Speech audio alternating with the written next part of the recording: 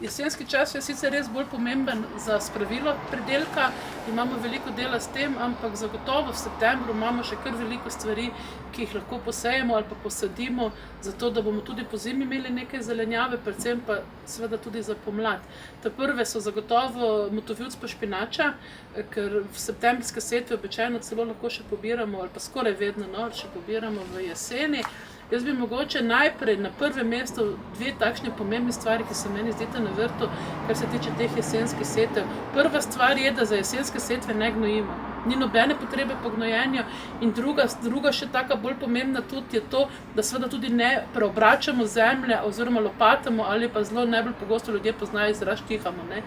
Gre za to, da zemlje ne obračamo, ni nobene potrebe, to so rastline, ki imajo plitki koreninski sistem in ne potrebujejo globokega sistema, samo z najboljše orodje za ta namen, pripravo zemlje, za te predvsem motovilce, špinače, tudi za kakšne čebule in podobno, so pravzaprav tiste zvezdice, tako na eni osi, ko so, s tistim dobro predrobimo zemljo, da pripravimo tisto zgornjo plast za setev, ne obračamo, ne vznemirjamo mikroorganizmov, ne delamo težav in bodo tudi rastline imele dovolj hranil do pomladi. To je prvo in ne gnojimo, ker drugače bodo rastline slabše prezimljale. Če se pojavi iz kakršnega razloga zelo dolga ali pa ves čas topla zima, se pravi, da bo te rastline pravzaprav celo zimo rasle, ne, potem imamo na razpolago in tekoča gnojila v trgovinah, nekaj koprivci nasušite, koprive lahko tudi po zimi namakamo in z njimi zalivamo, najboljše pa potem s kakšnimi algami, enkrat, če bomo zalili, pa bo čisto v redu. Spravi, ne gnojimo, ne preobračati, štihati zemlje za prezimne posevke. Tretja stvar, ki pa bi jo res dala na dušo Slovencev, pa bom zelo težko to uspela, je pa to, da prezimne posevke tudi sejemo v vrste. Ljudje najpogosteje, sploh motovilec, špinače, pa tudi zimske solate najrajši posejejo na povprek. Ampak kaj je najbolj pomembno? Da nekje v drugi polovici februarja, oziroma po drugi polovici februarja, se dan že začne daljšati, se vemo, Valentin da ključ od korenin, to ni samo pregovor, to je čas, ko začnejo korenine rastlin spet ponovno rasti, ne. In takrat, ko se zemlja primerno suši, takrat jo moramo okopati. Takrat moramo rastline okopati, moramo zemljo prerahljati, ker se čez zimo zbije, ne glede na to, v kakšni zemlji jo imamo.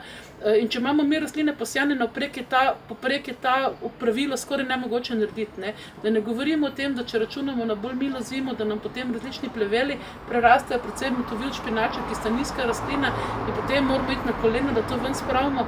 Če pa imamo v vrsticah, je pa to zelo hitro to opravilo narejeno in tudi okopavanje s tremi zobmi ekstremno hitro narejeno.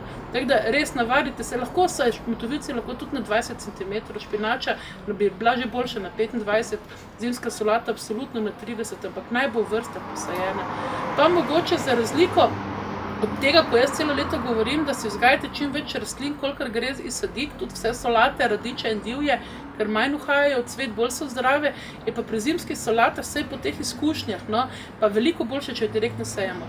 Nekako izgleda, da rastlina pač bolj najde te svoje kotičke, tudi mogoče pred zimo je ne rečimo, zato pa imamo pri solatah, jaz res priporočam zdaj 2 termina setve.